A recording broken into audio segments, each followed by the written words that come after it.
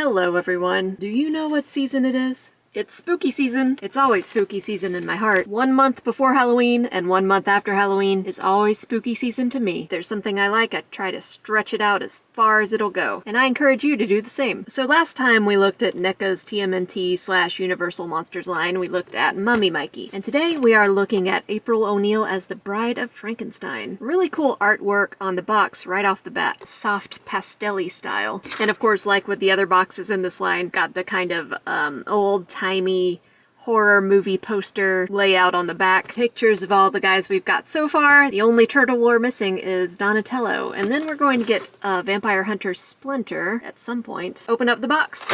Bam! There she is. Along with a really nice photo. We know what to expect from this packaging. Includes rats. Illustration done by Daniel Horn. Daniel, wherever you are, great job, buddy. Warning, choking hazard, not for children under 3 years. If you give this to a child under 3 years of age. I actually never watched any of the Bride of Frankenstein stuff, so I don't really know what goes on in those movies. I guess if you give this to a child under 3 years of age, you will be reanimated as an unwilling wife? I don't know. From what I understand, Bride of Frankenstein not too happy about being a bride. If I was peacefully asleep in my grave and then some guy reanimated me to be the wife of some monster dude, I don't know if I would be super jazzed about that. Also, there are a lot of people out there who are really into monsters. I'm sure Frankenstein's monster could have found a wife on his own. So before we get into the review proper, I'm gonna go on a little bit of a tangent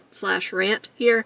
And this might annoy some people, but I'm just gonna do it because I have thoughts. First of all, I want to say the figure is great. I don't really have a problem with the figure at all. And this is a reflection of the times that it was made in. The Bride of Frankenstein, as a concept, annoys me a little bit because she's still hot. She's really pretty, you know? She's not really a monster. She's not monstrous like Frankenstein's monster is. Monster in name only. And that is, even today, a recurring theme when you have female monsters, is that they're usually, not that monstrous. They're always pretty humanoid, hot, sexy in some way. I mean, like in the newer Hobbit movies, didn't they make Shelob into like a sexy lady instead of a spider? I don't like that. I love monsters. I love monster designs. And if you're going to make a monster, regardless of whether or not it's male or female, if it's supposed to be like a non-humanoid monster, don't make it a humanoid hot female. All this to say that while the turtles that we have, Raphael, Leonardo, and Michelangelo, are all super monstrous in their own way, April really isn't. And that has more to do with her just being the Bride of Frankenstein or whatever. They're giant humanoid turtles already. Ostensibly, they're already monsters. So it's easier to make them kind of gruesome and gross. But I really could have gone for a, kind of crazier looking April, like more gruesome looking April O'Neil, not just like a hot blue lady. That said, I actually like this design. I know some people didn't. I like it. She looks a little too happy to me, and like even with her alternate head, she's happy in both. Like I said, I've never seen Bride of Frankenstein, but I've never seen Bride of Frankenstein smile. She always looks very upset, which I think she has every right to be. But this bride is very chipper. She seems very pleasant, and that might just be the April shining through. I don't know. I would love a screaming head or like an angry attacking head or something for her. But those rants out of the way, of course, this is a beautiful figure, as they all have been, as NECA products usually are. The weathering on here is just fantastic. The paintwork is so nice. I love all these tiny little bugs around her. The weird detail of this, like, what is this? A breathing machine?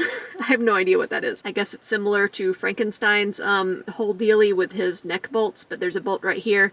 It comes out the other side of her neck, plugs into her throat, then goes back into her back. I love that she's got like this, it looks just like it would be a normal outfit if it weren't all weathered and stitched together, but she's got like this corset top and then a mini skirt, and her shoes. Look at those shoes. I'm guessing this is kind of a reference to Frankenstein's monster, who, I don't know if it's the monster himself or like offshoots like the Munsters and stuff like that, but usually creatures like that are depicted wearing these heavy platform boots.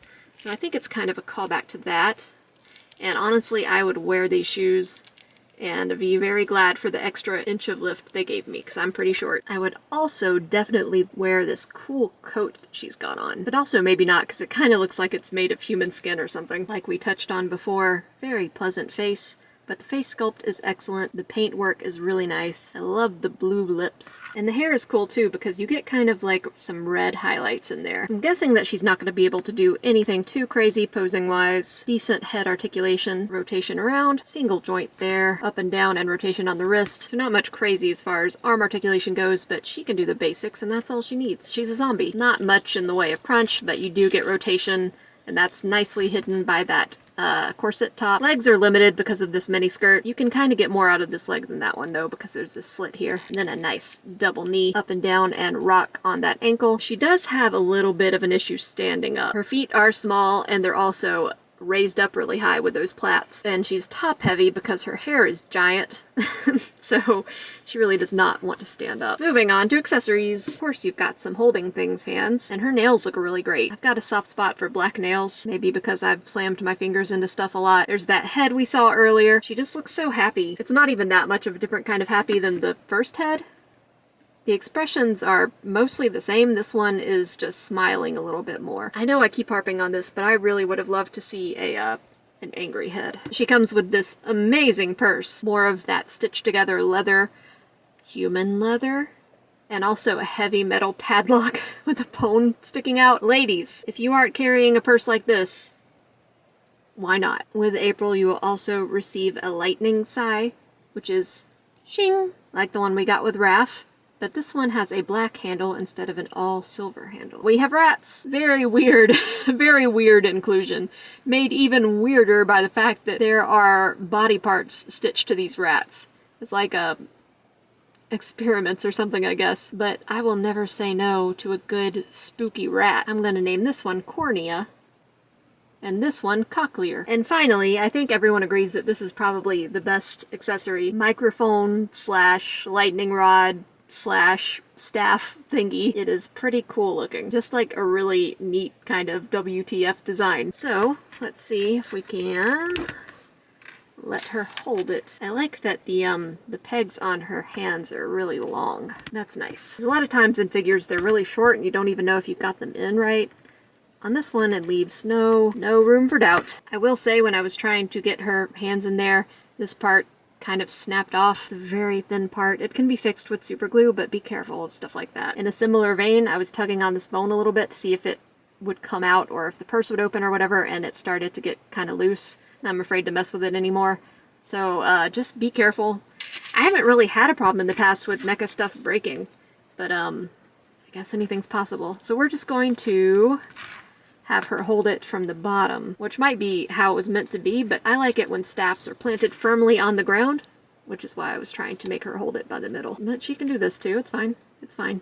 It's fine. Let's switch out her head into the slightly different head. Not as satisfying of a pop when you switch them out as there are on the turtles, but she's got a smaller head, so I guess that can't be helped. Yeah, she just, like, those heads just look pretty much the same. It's kind of a bummer. Oh, I forgot another accessory. It's so small that I didn't even see it among my accessory pile, but she also comes with this cute little tarantula. Very, very small, and not really able to be pegged in anywhere or anything. It just kind of is there, so be careful not to lose this. I don't know, can it go in her hair, or, like, where's it supposed to go? Kind of cute in her hair. I guess she can hold it. Yeah, there we go. She's got her staff and her tarantula.